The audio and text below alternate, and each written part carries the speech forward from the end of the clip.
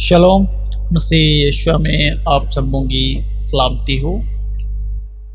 तो प्रकाशित वाक्य 6 मोहरें खोलना, ये ध्यान रखना ज़रूरी है कि 4 घोड़ों और उनके सवारों की उत्पत्ति ज़करिया के अध्याय 1 से 6 तक की पुस्तक में पाई जाती है, जहाँ 4 घोड़ों को पृथ्वी के चारों कोनों मूर्ति पूजक राष्ट्रों के विरुद्ध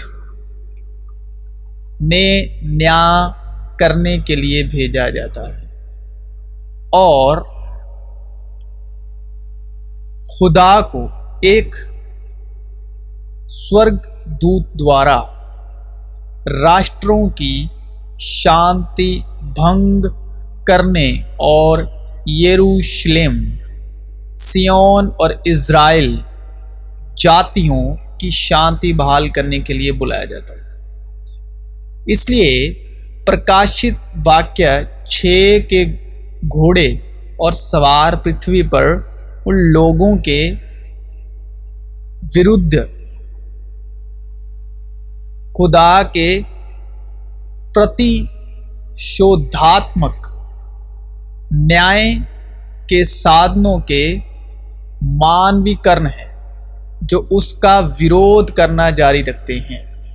जबकि हम देखते हैं कि घोड़े और सवार 4 विनाशकारी शक्तियों का प्रतिनिधित्व करते हैं, जो इज़राइल के अतीत में प्रकट हुए थे और भविष्य में किसी समय फिर में प्रकट होंगे।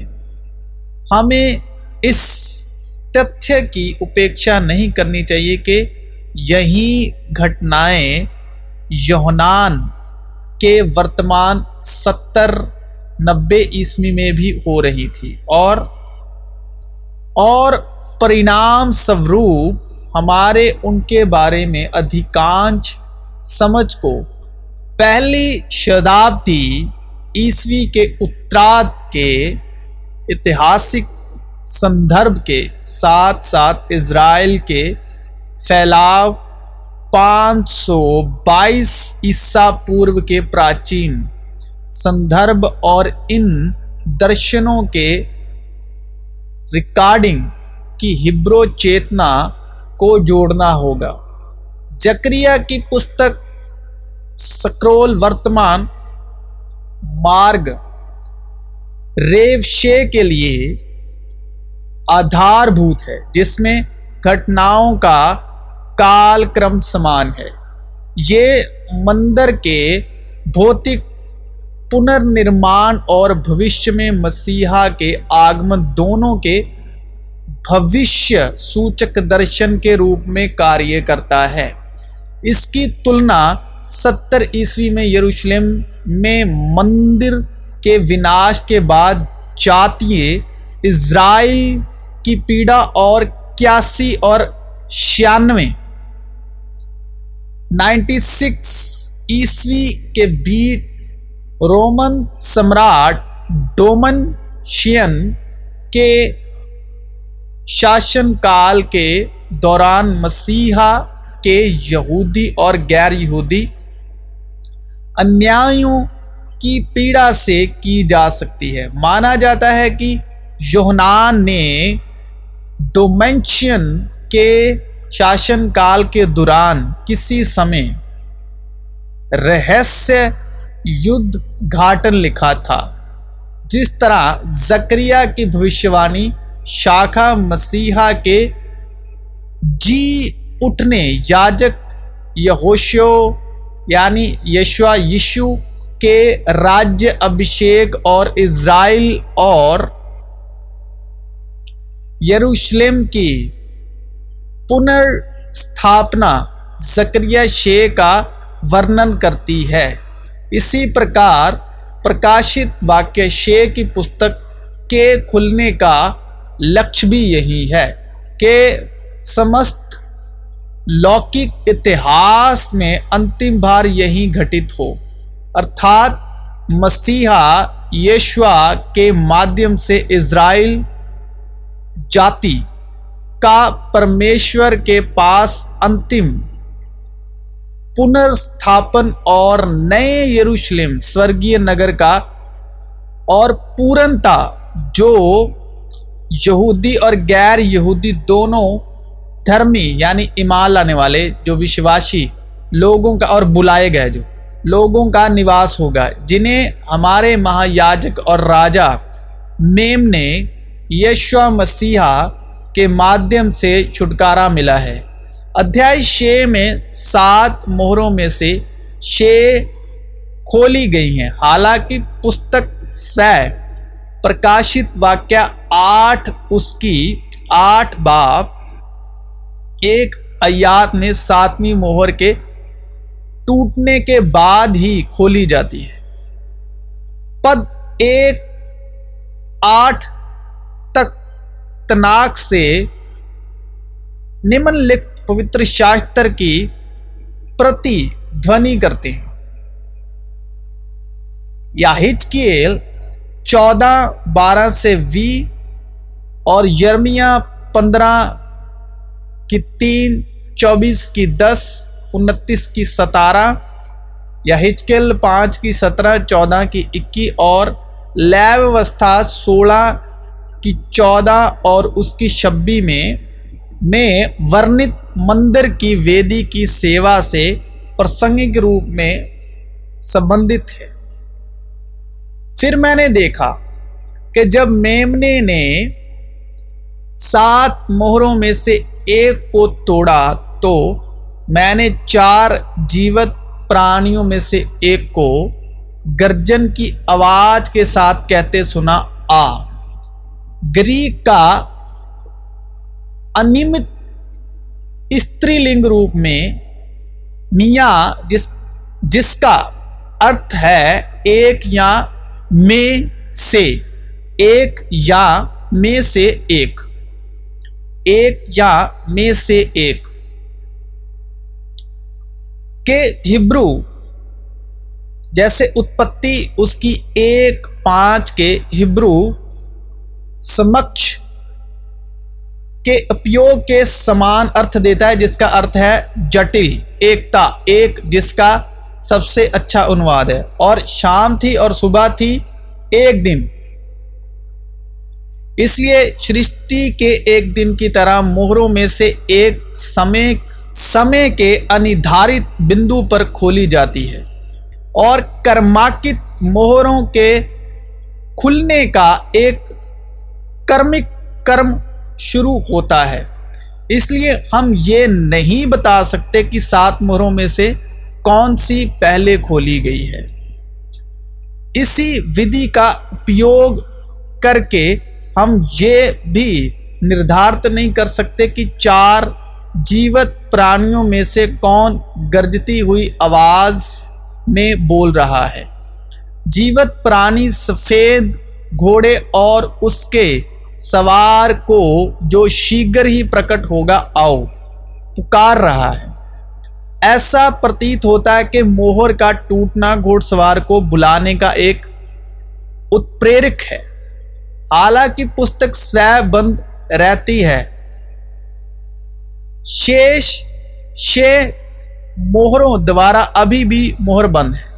गरजती हुई आवाज इस बात का प्रतीक है कि जीवित प्राणियों की पुकार पूरी पृथ्वी पर सुनी जा सकती है, जबकि ये आकाश में गूंजती है। मैंने दृष्टि की और देखो एक सफेद घोड़ा है और उसके सवार के पास एक धनुष है और उससे एक मुकुट दिया गया और वह विजय प्राप्त करता हुआ और विजय प्राप्त करने के लिए निकला। 4 घोड़सवार पृथ्वी पर न्याय करते हैं और अपने कार्य करने के लिए बुलाए जाते हैं। वह जकरिया 1 उसकी 1 बाब 8 आयत से 17 के दर्शन के अनुरूप है। शेबाब 1 से 8 ये ध्यान रखना जरूरी है कि पहले 4 न्याय दंड अधीनता, युद्ध द्वारा, रक्तपात, अकाल और महामारी और जंगली जानवरों के हाथों मृत्यु लाते हैं। ये सभी न्याय दंड मारे गए धर्मी लोगों की चीख और उनके प्रतिशोध की प्रार्थना से पहले आते हैं, जो जकरिया 1 उसकी 11 और 12 में इज़राइल जाति के बारे में घोड़सवारों की रिपोर्ट और दूत की विनती के अनुरूप है। 4 सवार इस बात के प्रतीक हैं कि अधीनता, तलवार, गृह युद्ध, अकाल, महामारी और रक्तपात का उनका न्याय दंड पृथ्वी के चारों कोनों तक पहुंचेगा। विनाश के यही साधन यह हिजकिय्याल के निम्नलिखित अंश में दर्ज हैं। यहोवा का वचन मेरे पास आया, हे मनुष्य की संतान, यदि कोई देश, भूमि विश्वासघात करके मेरे विरुद्ध पाप करे और मैं उसके विरुद्ध अपना हाथ बढ़ाकर उसकी जो खाने की सप्लाई है, पूर्ति है, उसकी जो फूड की, खाने पीने की आपूर्ति है, बंद कर दूं, उस पर अकाल भेजूं और उसके लोगों और उनके पशुओं को मार डालूं, यदि मैं उस देश भूमि में जंगली जानवर भेजूं और वह इसे निसंतान छोड़ दें और ये उजाड़ हो जाए ताकि जानवरों के कारण कोई इसमें से होकर ना चल सके, तो निश्चित रूप से मेरे जीवन की शपथ प्रभु यहोवा की ये घोषणा है, भले ही ये 3 पुरुष उसमें हों, वह अपने बेटे या बेटियों को नहीं बचा सकते थे, केवल वह ही बच जाएंगे, लेकिन देश उजाड़ हो जाएगा। या यदि मैं इस देश भूमि के विरुद्ध तलवार लाऊं और कहूं, तलवार पूरे देश में चले और मैं उसके लोगों और उनके जानवरों को मार डालूं, या यदि मैं उस देश में विपत्ति भेजूं और अपना क्रोध उस पर रक्तपात के द्वारा उंडेलूं और उसके लोगों और उनके पशुओं को मार डालूं, तो निश्चय ही मेरे जीवन की शपथ प्रभु यहोवा की ये वाणी है कि यदि नूह, दानिएल और अय्यूब भी उस देश में होते, तो भी वह ना तो पुत्र को और ना ही पुत्री को बचा सकते थे, वह केवल अपने धर्म के द्वारा, विश्वास के द्वारा अपने आप को बचा सकते थे। एक सफेद घोड़ा और जो उस पर बैठा था उसके पास एक धनुष था। ये विजय द्वारा न्याय का प्रतिनिधित्व करते हैं, लोगों को एक दूसरे के अधीन करते हैं। सवार के सिर पर रखा मुकुट उसके ईश्वर द्वारा एक विशेष निर्णय को करने के लिए दिया गया अधिकार का प्रतिनिधित्व करता है, और धनुष युद्ध का प्रतीक है जो हिब्रू भाषा की को दर्शाता है। मेरी भुजा कासे के धनुष को मोड़ सकती है। सवार अपने 3 साथियों की तरह एक मानवीय कर्ण है। घोड़ा अपने 3 साथियों की तरह संबंधित न्याय के वाहन का प्रतीक है। जब रोमन सेनापति किसी वजह से विजय होकर लौटते थे तो वह सफेद घोड़ों द्वारा खींचे जाने वाले रथों में सवार होकर रोम में प्रवेश करते थे। सफल विजय उनके सेनाओं और बंदियों के पीछे उनके पीछे चल रही थी। सफेद घोड़े के सवार के साथ में एक धनुष था जो सबसे पहले और सबसे महत्वपूर्ण लड़ाई में ताकत का एक प्रतीक है, हिब्रू निशान है। जैसा कि पूरे तनाख में देखा गया है। जब बेबीलोन को उसकी अंतिम हार का सामना करना पड़ा तो उसके सैनिकों को ले जाया गया और उनके धनुष सेना शक्ति का संकेत नष्ट कर दिए गए। यिर्मयाह 51 चैप्टर उसकी 56 वर्ष नबी होशे लिखते हैं कि ईश्वर खुदा परमेश्वर इज़राइल की घाटी में इज़राइल के धनुष को तोड़ देगा। होशे 1 बाब उसकी 5 आयत। वह ईश्वर खुदा परमेश्वर पृथ्वी के चारों कोनों तक युद्धों को समाप्त करता है। वह धनुष को तोड़ता है और भाले को चकनाचूर कर देता है। वह ढालों को आग से जला देता है। तहलीम भजन संहिता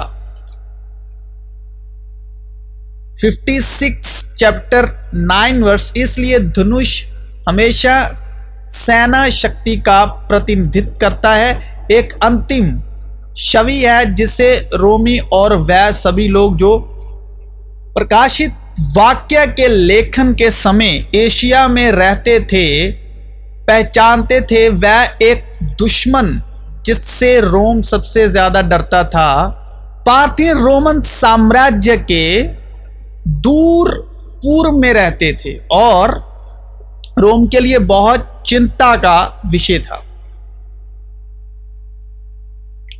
पार्थियन सफेद घोड़ों पर सवार होते थे और धनुष के साथ अपने कुशल के लिए प्रसिद्ध थे। इन धनुधारियों का पूरे ज्ञात विश्व में भय था और वह अजय रोम के विजेता थे। सफेद घोड़ा और उसका धनुष चलाने वाला सवार मजबूत सेना विजय का प्रतीक है। जब उसने दूसरी मोहर तोड़ी तो मैंने दूसरे जीवित प्राणी को यह कहते सुना, आ। और एक और लाल घोड़ा निकला और जो उस पर बैठा था उसे पृथ्वी से शांति छीन लेने का अधिकार दिया गया ताकि मनुष्य एक दूसरे का वध करें, कत्ल करें, और उसे एक बड़ी तलवार दी गई।